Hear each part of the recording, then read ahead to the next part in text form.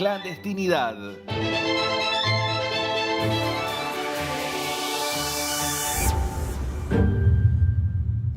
Somos Latinoamérica.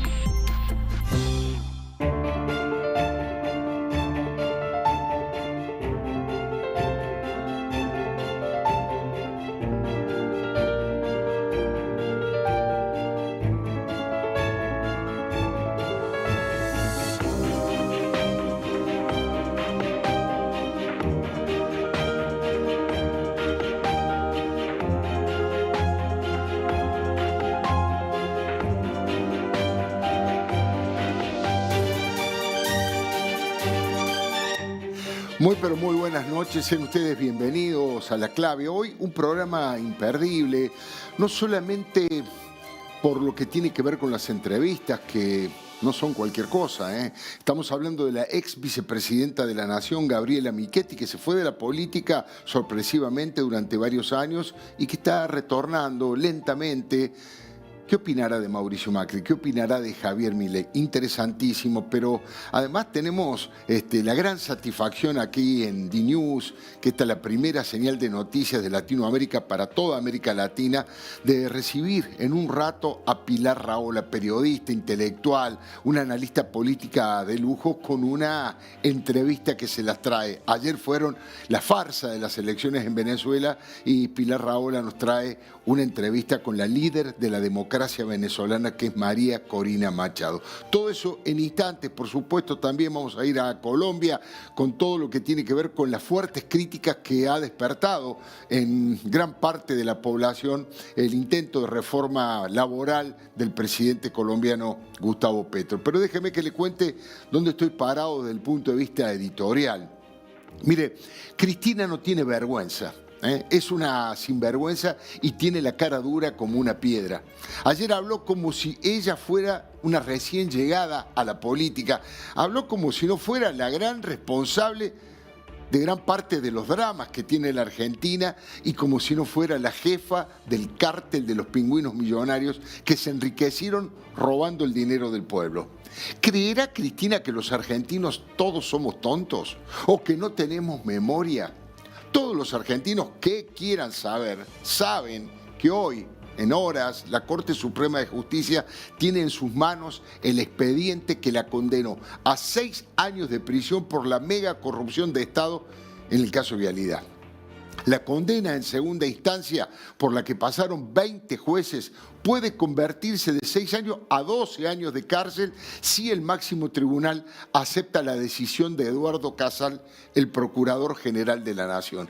Está Cristina inhabilitada de por vida para ejercer cargos públicos y sin embargo se sube a las tribunas, levanta el dedito y habla como si fuera una santa. Es indignante que todavía funcione ese aparato clientelar del Partido Justicialista que ella preside. Ayer, casi la totalidad de la concurrencia al acto en la capital fue llevada por decenas de micros, como ya es habitual, tradicional, ¿no? Ni su hijo, el príncipe Máximo, estuvo en el escenario. Sin embargo, estaba rodeada de lo que podemos denominar el tren fantasma. Todos chupamedias de Cristina y de un alto nivel de desprestigio e imagen negativa. Oscar Parrilli, por ejemplo, Guado de Pedro, Mayra Mendoza, Teresa Parodi, Pablo Echarri, Raúl Rizzo, y sindicalistas vitalicios como Sergio Palazzo y Víctor Santamaría. Mire, prácticamente no fue ningún funcionario importante de la provincia de Buenos Aires, empezando por el propio gobernador Axel Kicillof, que brilló por su ausencia. Es que el justicialismo ha sido derrotado en las últimas 6 elecciones. En Capital, en Santa Fe, en el Chaco, en Salta, en Jujuy y en San Luis. Hay una suerte de ocaso, de una parábola descendente de un final de ciclo. Sin embargo, Cristina vaticinó que se viene el 10º default en la Argentina. ¿Especulación o expresión de deseo? El tema de que el problema que tiene el gobierno es que no tiene dólares. Él mismo se encarga de decir, este señor Arriazu, se encarga de decir que en realidad hubo 9 defaults y que el problema fueron los años negativos. ¿En qué quedamos? ¿Es el superávit fiscal? ¿Es la emisión?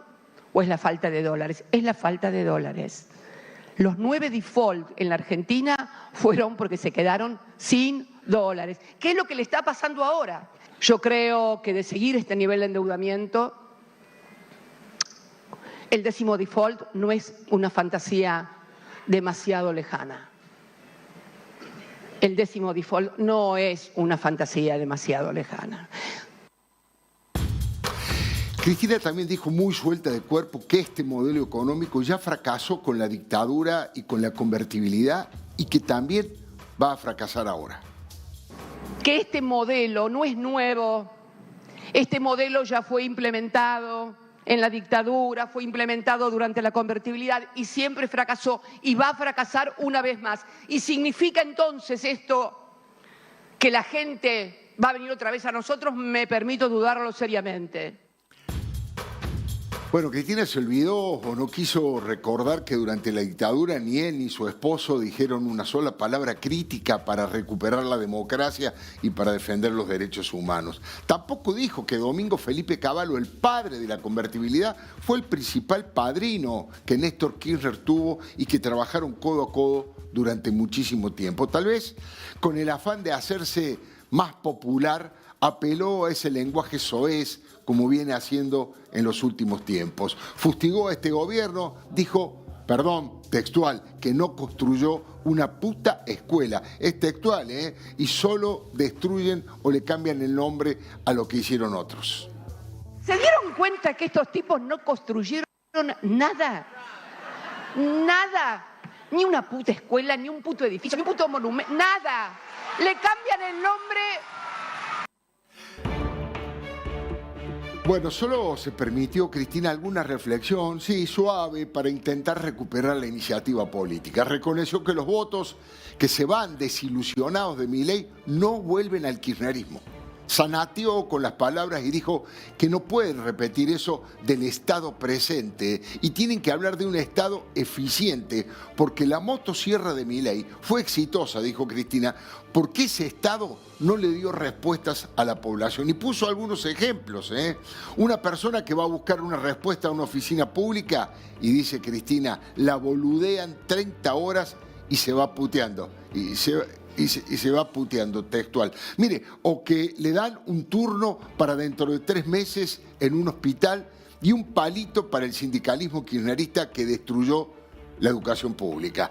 Teléfono para Roberto Baradel, que hace cientos de paros, pero solo a los gobiernos no peronistas. Puso como ejemplo una familia de clase media que no puede pagar la cuota de un colegio privado y cuando lo cambia a la escuela pública, esa familia se encuentra que hay pocos días de clase y muchos días de huelgas. Cristina no se atrevió a hablar de la reforma laboral para que los seguidores de la CGT patotera y extorsiva no la acusaran de gorila, pero apeló a un eufemismo y sugirió que hace falta una actualización laboral.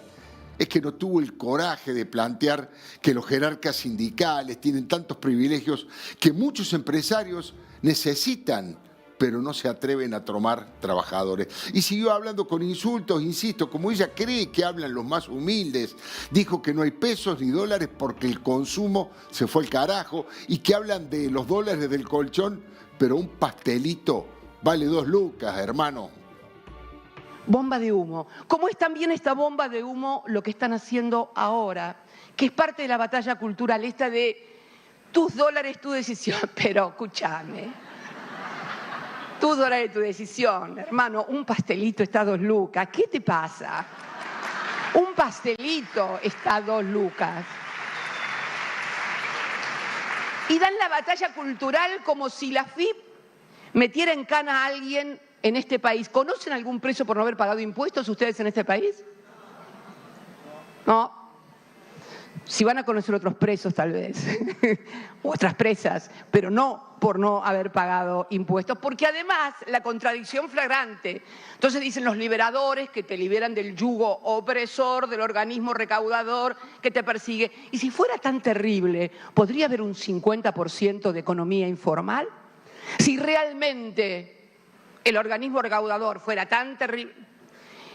Lo que están haciendo es rascando el fondo de la olla porque no pueden remonetizar la economía, porque ahora le faltan pesos y dólares. ¿Por qué? Porque el consumo se ha ido al corno y no lo pueden repuntar. Bueno, como vieron, el acto fue una puesta en escena muy precaria, un intento de mostrar que Cristina todavía está en carrera y no piensa en la jubilación ni en la cárcel. Había carteles que decían Cristina 2025, tal vez pueda o deba ir como candidata a diputada provincial por la tercera sección electoral, no por convicción militante, es para conseguir fueros y para no ir presa. Es la dimensión, eso muestra la dimensión de la caída de su figura política. 2 veces presidenta de la Nación y una vez vicepresidenta del nefasto Alberto Fernández y ahora iría por una banca provincial. Muchos aprovechan esto para decir que el Partido Justicialista, gracias a Cristina, se ha convertido en un partido vecinal del conurbano. Pregunto, ¿tiene autoridad moral una condenada por corrupción para ofrecer recetas para mejorar este país? La nueva reglamentación para la obra pública que acaba de confirmar el ministro Federico Sturzenegger con un tuit muy fuerte, ahí lo estamos viendo, hace referencia a los cuadernos de Centeno, de Oscar Centeno, ¿se acuerda? Tal vez el caso de corrupción más grave de la historia democrática argentina. Mire, los culpables de la brutal crisis de nuestro país, los que gobernaron 16 años con casi la suma del poder público, deberían tener un poco más de prudencia, un poco más de recato, de respeto por aquellos que con errores y aciertos están tratando de sacar al país del pozo. Los piromaníacos no pueden darle órdenes ni denunciar a los bomberos. Solo alguien que se siente superior al resto de los seres humanos como Cristina puede ignorar esta realidad. Tal vez en su máximo delirio ideologista, que es la inflamación de la ideología, fue cuando comparó la negociación de la familia Westergel con Netflix por el tema del Eternauta con lo que un país, según ella, debería hacer. Dijo Cristina que esa familia, arrasada por la dictadura, se sentó de igual a igual con una multinacional para defender su legado y demostró que un país también lo podría hacer. Ahora, sobre el intento de que se gasten los dólares que algún sector tiene en el colchón, le dijo al gobierno Cristina que se dejaran de joder porque los narcos se matan de risa. Y si de algo sabe Cristina es de dólares sucios, debajo y arriba del colchón. Y jamás se le escuchó alguna medida para combatir a los narcos en tantos años de gobierno. Por eso le digo, Cristina mostró ayer su cara de piedra, una vez más.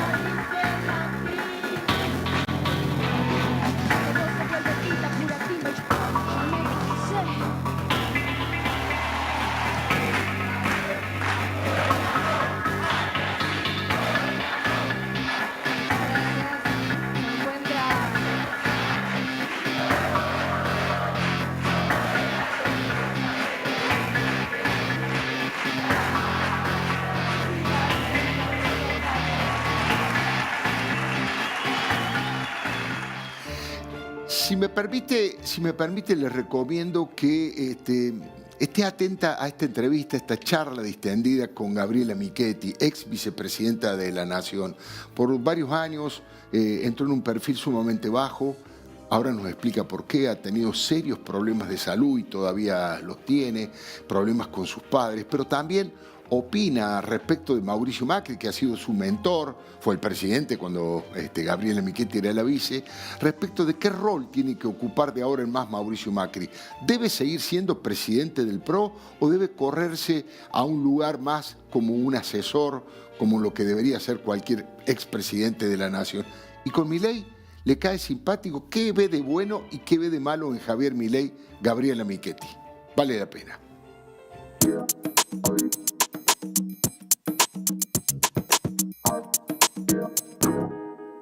La tranquilidad de poder conversar en la casa de Gabriela Michetti.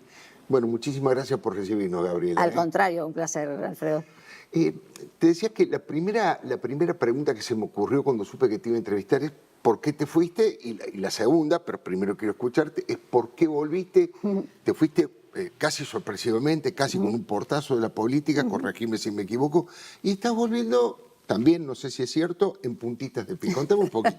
Qué buena imagen. Mira, me fui porque sentí varias cosas en ese momento. Fue multicausal, digamos, no es por una sola razón. Ya. La primera es que sentía que mi físico no daba más. Yo en los 4 años de vicepresidenta laburé, no sé, un promedio de 16 horas por día. Me subía a los aviones, venía, me iba 2 días a Tokio, volvía, me iba 3 días a Abu Dhabi, volvía. O sea, era impresionante el ritmo. Es más, te digo que a veces miro el Instagram para recordar algo, porque estoy haciendo un libro, y entonces digo, ¿cómo hacía para hacer tantas cosas en un solo día? ¿Viste? Porque ahora estoy mucho más golpeada físicamente. Y entonces cuando uno, digamos, termina una acción, una función o un cargo que tiene un semejante nivel de responsabilidad, claro, y que uno se lo toma incluso con un poco más de lo que es normal, uno como que siente que se le baja toda la adrenalina, todo el cortisol y te empiezan todos los dolores, Alfredo, te empiezan todos los problemas del cuerpo. Claro. Bueno, entonces, ¿qué pasó? Me hice un chequeo porque me dolían los hombros, no podía mover los brazos, no los podía mover, y tengo de acá hasta acá, que es la zona donde yo hago fuerza para trasladarme al auto, para trasladarme a la silla, para subirme, ¿viste? El inodoro, la cama, todo. Sí. Me terminé jorobando los hombros de tal manera que hoy una artrosis, pero de una persona de 85 años, sí, tremenda, tremenda, y no vista, digamos, en una persona joven de 55, en ese momento, 56. Bueno, tuve que operarme y entonces me pusieron una prótesis que se le pone a gente muy grande. No hay casos, empezaron a buscar casos, viste, en el mundo entero. Y bueno, y no, realmente de una persona de 54, 55 que tenía yo, realmente no había. Bueno, igual me dejaron correr un rato con unos dolores que no sabes lo que son, y entonces me operaron, me pusieron esa prótesis y ahora me tienen que operar el derecho. Pero yo estoy, si bien soy muy corajuda para las cosas médicas, ¿viste? No sé si por papá médico o hermano médico, pero ¿viste? Como que no tengo problema con eso, pero tengo un poquito de temor ahora porque este brazo llegó hasta donde llegó. Ya. Todavía tengo que hacer más rehabilitación, pero no va a subir muchísimo más que esto, y este es como el que hago todo. O sea, mi brazo diestro y mi mano diestra es con la que hago todo, ¿entendés? ¿Escribís con la derecha? Sí, todo, absolutamente cocino, todo, ¿viste? Entonces me subo el pantalón, me visto, bueno. Entonces mi miedo es, bueno, che, pero si queda medio por acá, porque este ganó, estaba paralítico directamente, había quedado muerto. Entonces, este ganó, pero este es solo por el dolor que lo operaría, porque no puedo subir esto, me muero de dolor. Si subo el brazo más, me muero, Alfredo. Bueno, entonces, primero esa cuestión, la cuestión física que era tremenda para mí. Entonces, bueno, tenía que ocuparme de eso. La segunda cuestión es que papá y mamá, papá hace 18 años que tiene Alzheimer, sus primeros síntomas aparecieron hace 18 años que él se autodiagnosticó. Bueno, y bueno, cuando yo terminé la vicepresidencia, justo fue el momento en el que nosotros tuvimos que decirle a mamá, mamá, vos ya no lo podés cuidar más a papá, porque ya estaba realmente en otro mundo. Y ni siquiera físicamente, mamá es una persona muy flaquita, y papá es un tipo de 1,95 m, ¿viste? Bueno, entonces armamos en la casa de al lado, en la casa nuestra familiar, en La Prida, armamos como una especie en una casa que era de papá, de alquiler, que la alquilaba, más chiquita, más cómoda, más acotada, para armar un equipo de trabajo ahí. Bueno, y yo me fui. Todo el primer año de la pandemia, 2020 y 2021, casi viví en La Prida, armando todo eso, capacitando a las chicas, viendo cómo eran, porque uno deja a su papá y a su mamá que los amamos. Entonces, porque mamá también se enfermó, Alfredo. una demencia senil y yo estoy convencida de que medio se la fabricó, porque ella estaba perfecta. Pero cuando vio que papá, no podía aguantar que papá estuviera en otra casa al lado, ¿entendés? Claro. Entonces dormía en la casita, después iba a la casa grande, volvía. Era una cosa, ¿viste? Pobrecita, no tenía como lugar. Y además una pareja muy simbiótica, muy enamorada. Pero aparte enamorados, los conocías en un momento. Seguro. Enamorados, tremendamente enamorados. Bueno, entonces, mamá también se enfermó. Así que hoy la situación es que tenemos a dos papás, a papá y mamá, en esa casita. Los dos están como... Mamá tiene un poquito más de conciencia, papá nada. Y bueno, y entonces yo voy todos los meses y me quedo una semana o 5 días o 6, lo que puedo.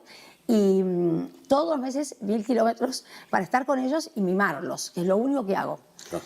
Y bueno, y controlar un poco cómo va, ¿viste? Cómo va todo. Cómo va todo. Pero están contenidos. Están muy contenidos, muy cuidados. He logrado armar un equipo, hemos logrado, porque también está mi hermana y mi hermano que se ocupa, mi hermano es médico, se ocupa de toda la parte de medicación y están súper bien, se levantan, o sea, los levantan a la mañana, los acuestan, papá se acuesta una siestita, todo, pero no es que están, viste, como enfermitos ahí sin hacer, ellos no pueden hacer mucho, pero están en su lugar, miran la tele por ahí un poquito, mamá, cosas de cocina le pongo que le encanta, pero tengo que estar con ellos también. Seguro. Yo sentía, ¿sabes qué, Alfredo?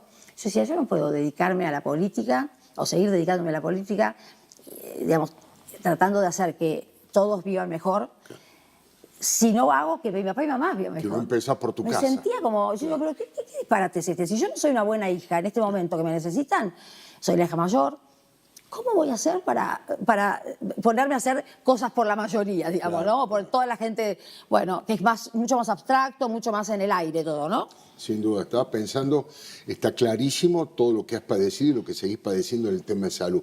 ¿Algún otro elemento? Me dijiste multicausa. Bueno, y la última cosa, además de esto, es que tenía como una sensación de que me tenía que meter un poco para adentro, ¿viste? Yo toda la vida fui para afuera. Claro. Entonces... un poquito de introspección. Uy, sí. Sí. Y tenía que leer de nuevo, y tenía que tener mis tiempos otra vez, porque sentía que me había, pero no sé, matado, ¿viste? Sí. Por la causa.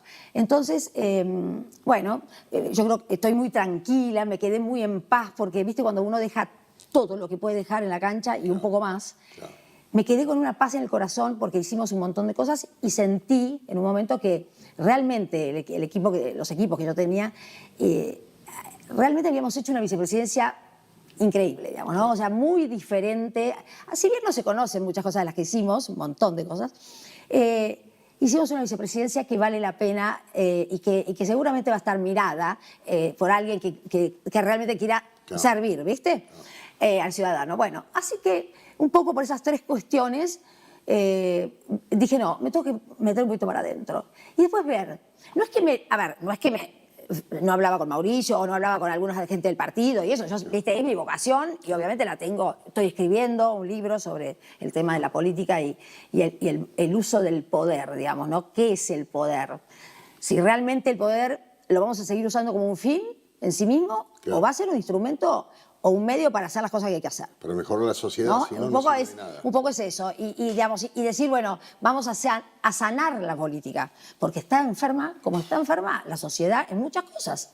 O sea, nosotros tenemos una sociedad que también tiene esas cosas que uno ve mucho más reflejadas en la política porque está más expuesta. Expuesta, sin duda. Pero ¿de dónde salen los políticos? De esta sociedad. No hay duda, o sea, no hay políticos que vienen de Marte. No hay políticos angelicales de una sociedad que es diabólica. Que tiene mucha... Exacto. Es muy coherente las dos cosas. ¿Viste? Entonces, bueno, entonces estoy escribiendo sobre eso, tratando de no ponerme tampoco en el púlpito de que, bueno, yo no sé, yo voy a enseñar a ver cómo se hacen las cosas. No. Un poco transmitiendo la experiencia.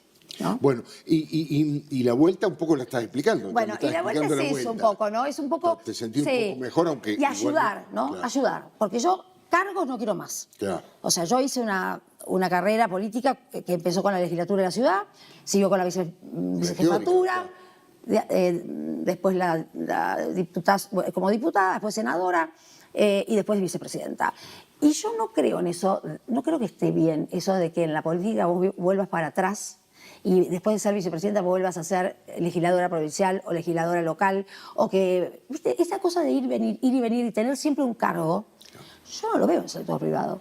O sea, vos tenés una carrera periodista que hoy, vos no dirías exactamente lo mismo, te iba a decir, es paralelo. Te digo, ay, Alfredo, ¿sabes qué? Ahora me gustaría que te dediques a ser ayudante de producción del programa de, no sé, de Mongo. Sí. Y vos me decís, pero pará, o sea, eso lo hice cuando tenía 20, No, y ¿entendés? además el otro elemento es que si estás siempre viviendo del Estado, perdés empatía con la sociedad, perdés conocimiento de la vida cotidiana, de los problemas que realmente tiene la gente, porque mal que mal, el propio cargo te aísla un poco de la ¿Pero cómo? realidad. Claro. Los vecinos acá en esta zona donde yo vivo, en Valvanera, cuando yo había ganado la vicepresidencia, habíamos ganado con Mauricio, todos me decían, bueno, ahora no, se nos va a ir, no va a ser más vecina. Y yo decía, ¿y dónde quieren que me vaya? No, bueno, se va a ir a Puerto Madero como todos los políticos. Claro. Todo el mundo me decía lo mismo. Y yo digo, no voy a ir a Puerto Madero, voy a quedar en la misma casa porque no voy a poder ir a Puerto Madero. Claro. Bueno, y entonces ahora es tan lindo eso de sentir que uno tiene contacto con su lugar y no, ¿entendés? Y que no es que vos te creíste no sé qué y la verdad es que no es así. Y que el reconocimiento de los vecinos sea que todo lo que dijiste lo cumpliste en la práctica. Sí. Que No, re bien, sí, tal cual. Solo palabras. Gabriela, aquí recién me quedé pensando, siempre fuiste una mujer de fe, una mujer muy creyente. Decime dos palabras del Papa fallecido, digamos, de Francisco y del nuevo Papa León XIV. ¿Qué me puedes decir de tu mirada que conoces el tema? Bueno, de hecho con Bergoglio tuviste una relación muy grande. Sí, fue un poco, durante un tiempo, director espiritual mío, ¿no? Y era lindo porque teníamos unas charlas muy bonitas y él, por supuesto también, cuando uno está hablando de su espíritu, está hablando de muchas cosas, entonces hablábamos también de otras de la política o de lo que fuera, pero mucho menos, ¿no? La gente por ahí hace más fantasías, pero mucho menos. Lo que me pasaba era que él, por ejemplo, siempre me recibía con una pilita de libros y entonces me ponía, que algunos papelitos todavía tengo, esos papelitos ¿viste? Cuadraditos de colores. Claro. Entonces me ponía con un ganchito, me ponía con esa letrita chiquita de él, esto es para su reflexión espiritual. Después, esto es para su conocimiento político. Así me ponía, ¿no? Claro. Muy lindo, fue una relación hermosa.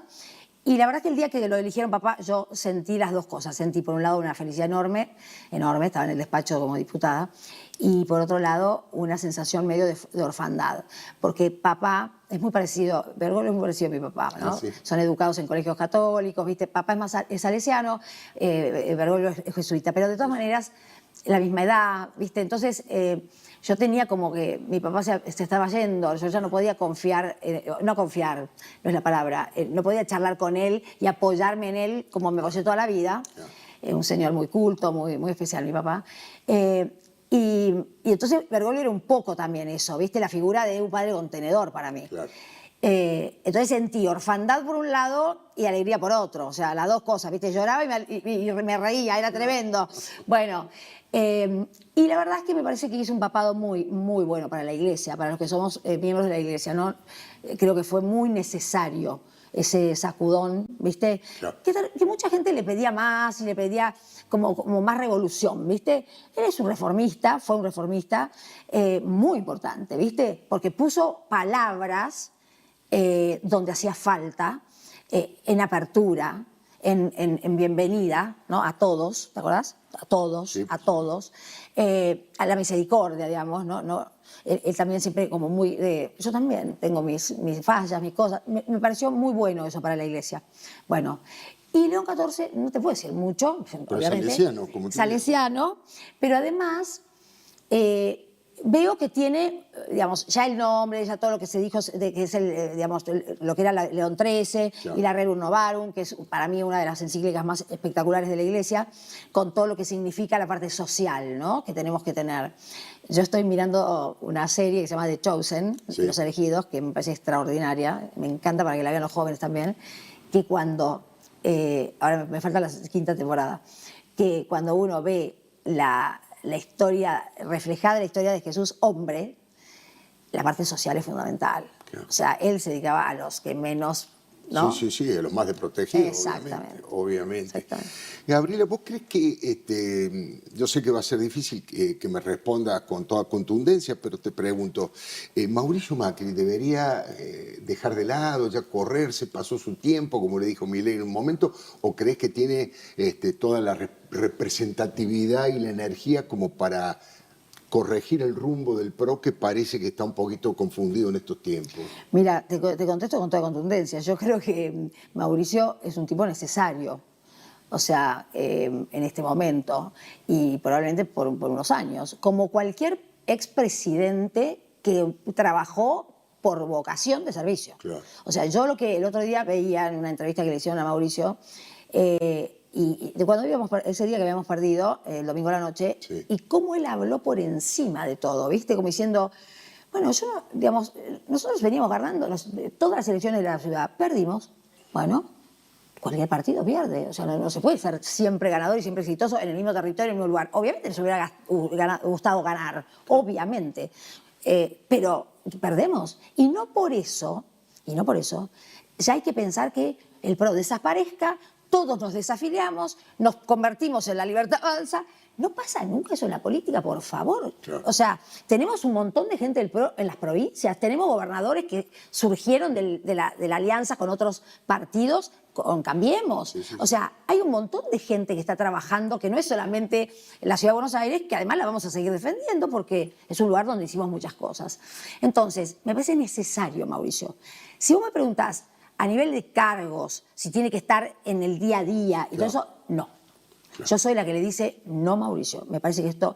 O sea, él tiene como me pasa a mí, una vocación muy importante y entonces, obviamente, pretende como dar sus ideas, estar atento y qué sé yo. Y yo creo que él en muchas cosas tendría que dejar que, ¿no?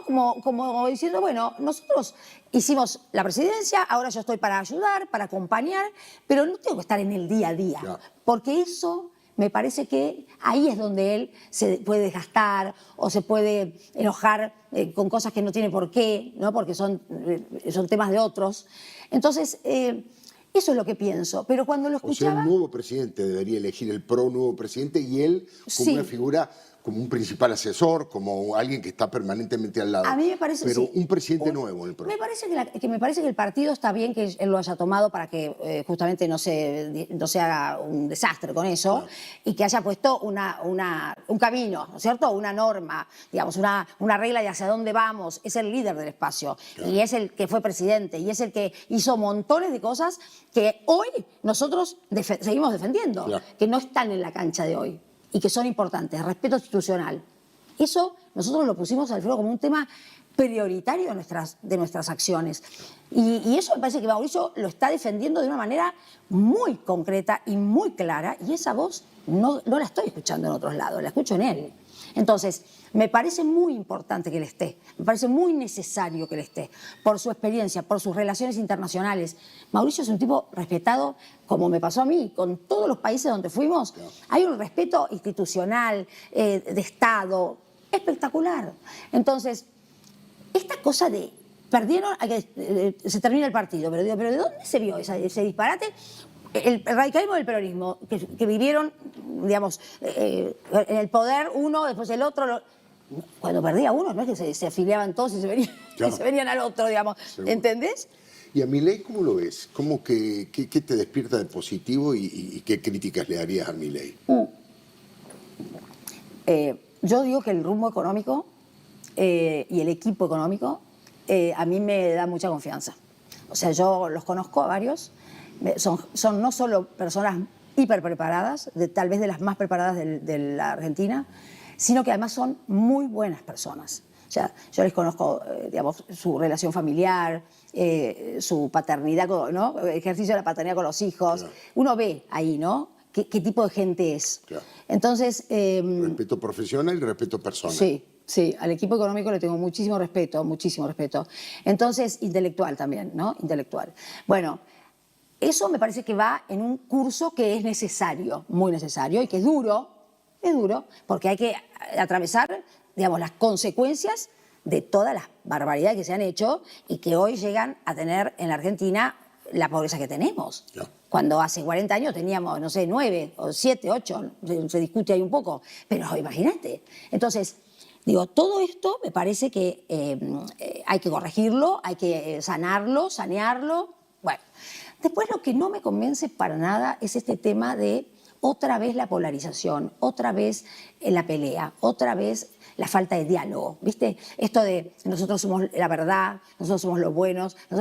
Digo, ojo, porque cuando caes en eso, tenés un problema que es que no te va a... Digamos, la gente en un momento te va a decir, pero pará, o sea, y sobre todo los jóvenes, ¿no? Hasta acá. O sea, hay instituciones en la Argentina, hay reglas de juego que son históricas, que hay que respetar, y sobre todo el trato humano. A mí me gustaría verlo al presidente, que quiero apoyarlo, que quiero que le vaya bien, o sea, pero totalmente. Es más, me pongo mal cuando pasan esas cosas porque digo, a mí me parece un tiro en el pie, ¿viste? O sea, como... Claro. Entonces digo... Por ejemplo, no darle la mano a Jorge Macri. Por ejemplo, ¿Eso te molestó? ¿Te parece? No llevarse bien con su vicepresidenta, no, qué sé yo, hablar como muy exaltado sobre los otros, ¿no? Y diciendo que todos son una porquería. No sirve, Alfredo, no sirve. Cuando uno, yo digo, todos hemos entrado en esas cosas porque hay un sistema ahí de poder muy complicado en Argentina, como yo te decía, muy todavía medio patologizado, y entonces el poder es como una cosa que, no sé, se vuelven locos todos y no hay la otra parte que falta, que es pero ¿por qué no hablamos, no sé, 80% en vez de 10% de lo que realmente tenemos que hacer y nos ponemos de acuerdo? Y nos ponemos de acuerdo, y nos ponemos de acuerdo, y nos ponemos de acuerdo. O sea, obsesión, ¿entendés? Obsesión por eso. Entonces, ese tema me tiene muy preocupada. Gabriel, me quedé un lujo, ¿eh? Muchísimas gracias al contrario. por haberme recibido y conversado. Un placer, Alfredo. Política. Pasó rápido. Muchísimas gracias.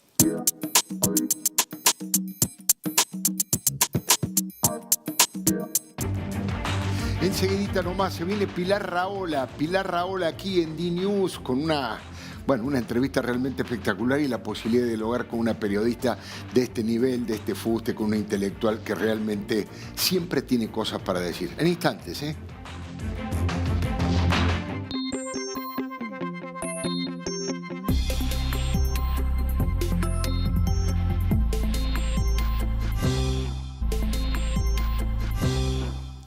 En un contexto donde la seguridad es cada vez más importante, contar con tecnología confiable hace la diferencia.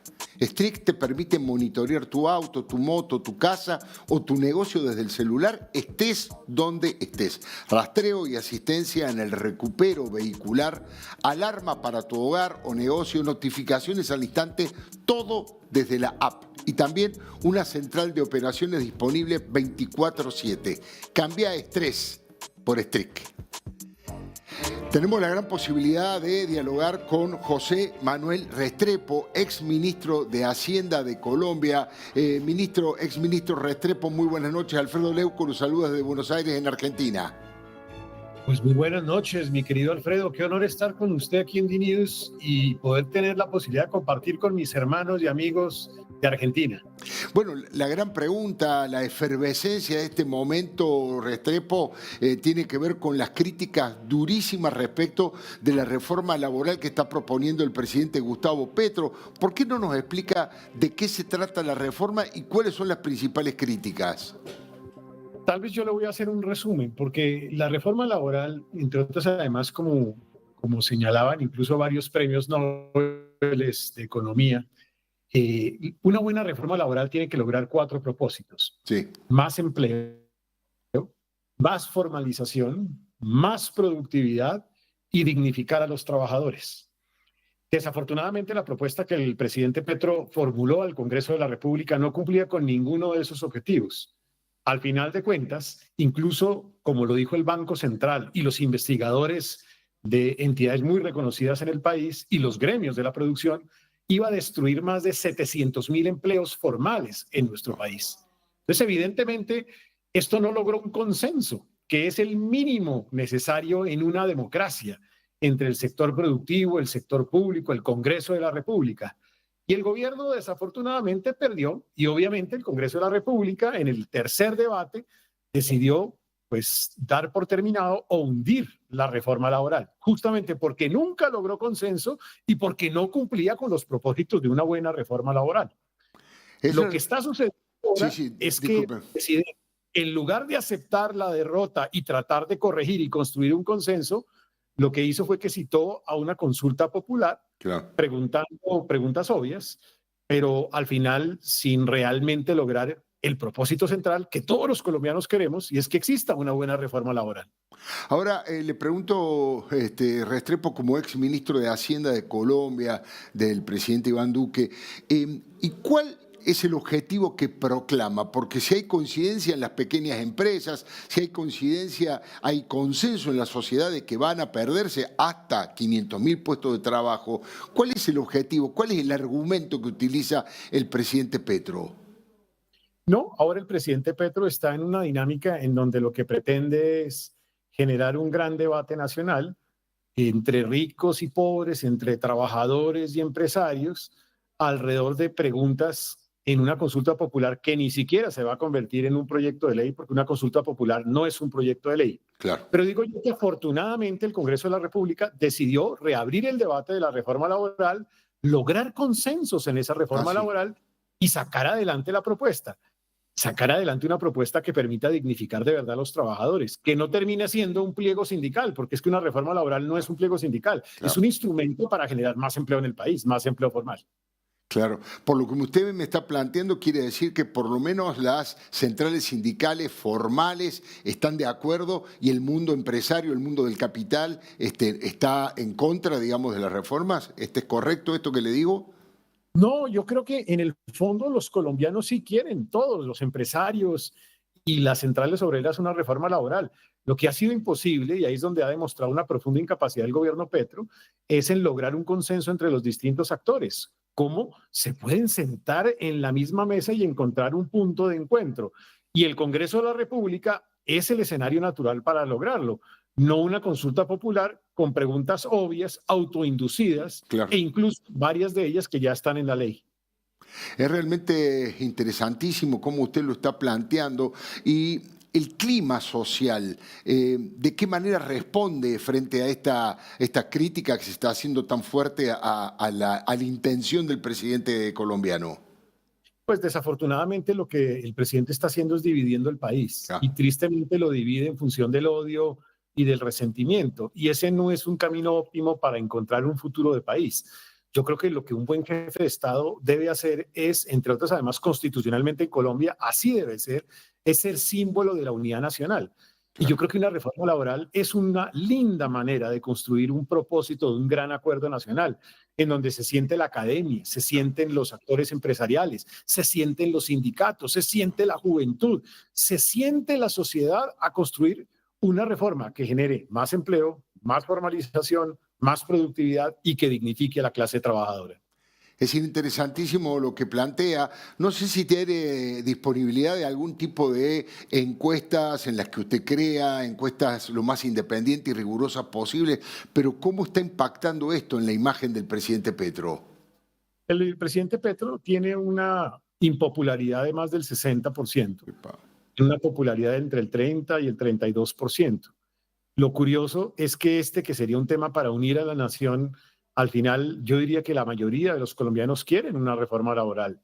Todos queremos una reforma laboral, pero una reforma laboral que construya empresa, una reforma laboral que logre flexibilidad en el mundo laboral, una reforma laboral que sea consciente de las características de los distintos sectores de la economía que no son iguales en materia laboral. Una reforma laboral que no inflexibilice las formas de contratación, sino todo lo contrario. Yo creo que ese debería ser el camino, pero el presidente sigue, llamémoslo así, un poco reacio a esa posibilidad, y lo que hizo fue que llamó a una huelga, alguna cosa totalmente atípica, entre otras además, un gobierno llamando a la huelga. Porque ¿contra quién más sale la gente en la huelga? Una huelga de 2 días que algunas centrales obreras han apoyado, pero pues es una cosa absolutamente atípica, es como una rareza en América Latina que haya una huelga en contra del mismo gobierno y que quien la convoque sea el mismo gobierno. El propio gobierno. José Manuel Restrepo, ex ministro de Hacienda del gobierno del presidente Duque, ha sido muy amable, muy didáctico y le agradezco mucho que nos haya atendido. Muy buenas noches. Y siempre a la orden, mi querido Alfredo. Colombia aquí está presente. Gracias por la invitación. Bueno, nos vamos a una brevísima pausa, no se vaya, ¿eh? Viene Pilar Rahola aquí a DNews, a la primera señal de noticias latinoamericana para toda América Latina.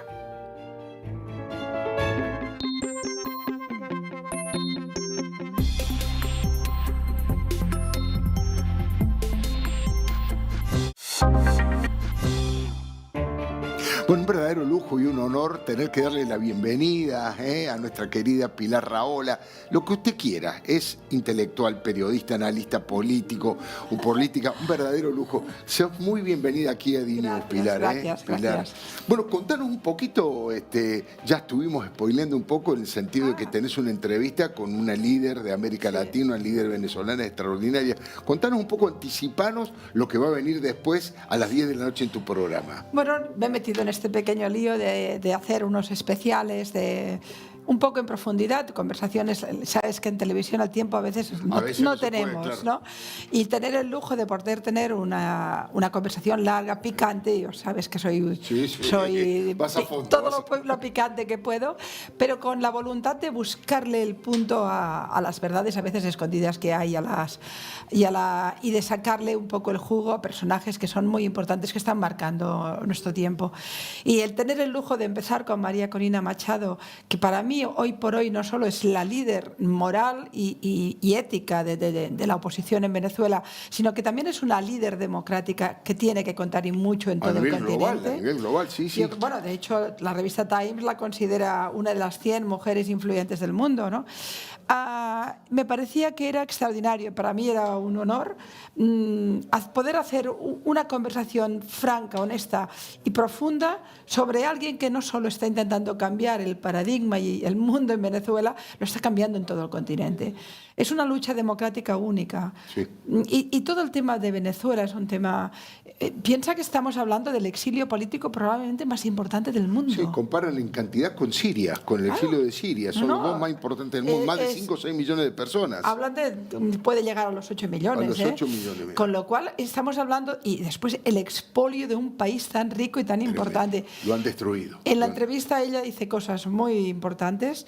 Ella explica, ya lo iremos viendo, no haremos mucho spoiler, pero explica, por ejemplo, cómo se ha convertido en un hub del terror, en un hub del narcotráfico, claro. Y en un hub, es decir, que estamos hablando de un Estado que es la base criminal de toda la región, y ahí pues se mezcla todo, desde el narcotráfico a otro tipo de corrupciones. Y el rol de Irán, que lo tiene como plataforma en América Latina. Le pregunto, no te daré la respuesta, le pregunto si está preocupada por la llegada masiva de miembros de Hezbollah a Venezuela y a Nicaragua, a través ya de los canales que ya tienen abiertos desde hace tiempo, ¿no? Bueno, para resumirte, la he visto muy brava, muy alzada, muy fuerte, muy optimista, contrariamente a lo que podría parecer. Así. Ojalá nos contagie, porque uno tiene una tendencia a decir, no se puede, cuesta muchísimo. Ya fueron derrotados electoralmente, una verdadera paliza le dio el pueblo venezolano a Nicolás Maduro, y sin embargo no aflojaron. Bueno, ayer mismo una verdadera farsa en las elecciones. No.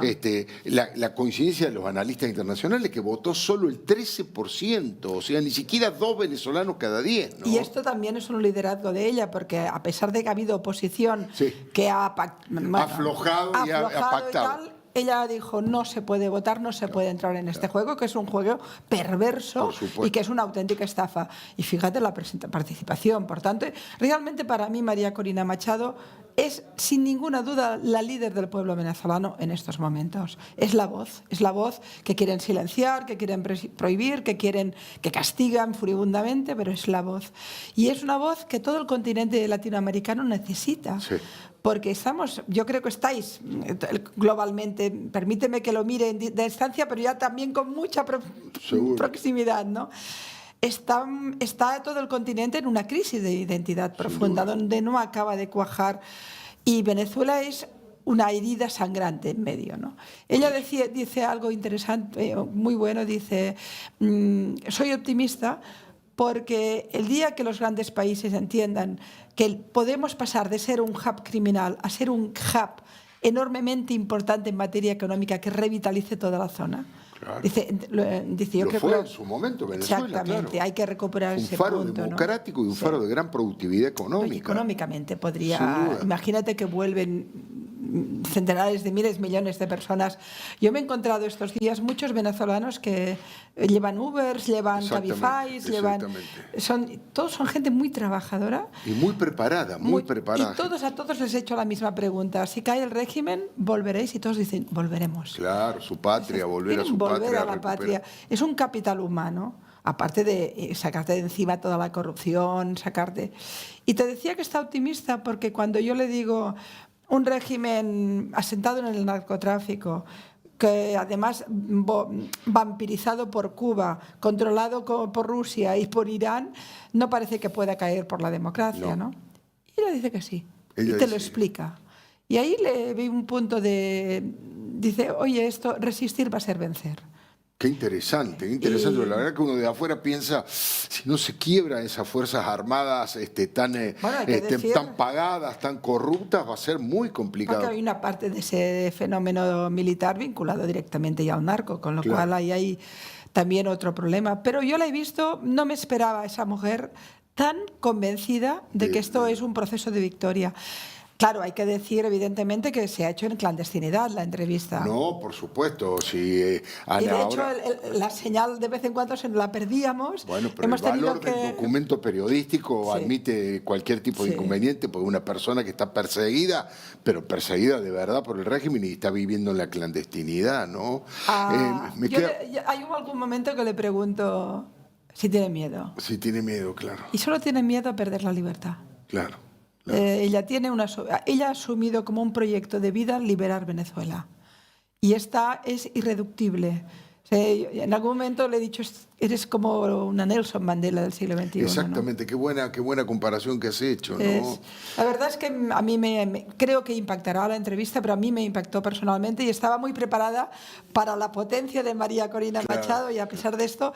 Y luego se establece una complicidad linda entre las dos, que le agradezco, que nos ha permitido también ser muy francas. A mí me parece que es un poco lo que busco con este programa, este punto rojo, ¿no? Claro. Que es poder, normalmente tendré a la gente que entrevisté la tendré cerca y podré hacer un vis a vis más fuerte, ¿no? Claro.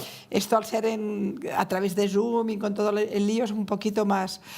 Pero tiene un ritmazo, tiene una fuerza, en fin, es María Corina Machado y además... creo que se ha volcado, creo que ha sido de una gran verdad. La entrevista es una gran verdad en ella misma. Bueno, más no se puede pedir, señores. En instantes nomás, Pilar Rahola aquí en D-News entrevistando a María Corina Machado. Coincido, la líder de la democracia, de la pelea por la libertad y por la democracia en la región. Pilar, sí. ¿Te puedo decir algo? ¿Cómo no? Cuando hablábamos de cuándo salía el programa, yo dije, yo quiero después de Leuco. Oye, es un honor.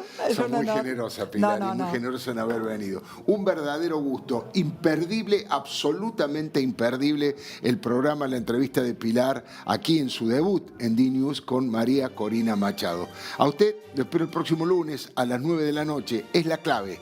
Gracias.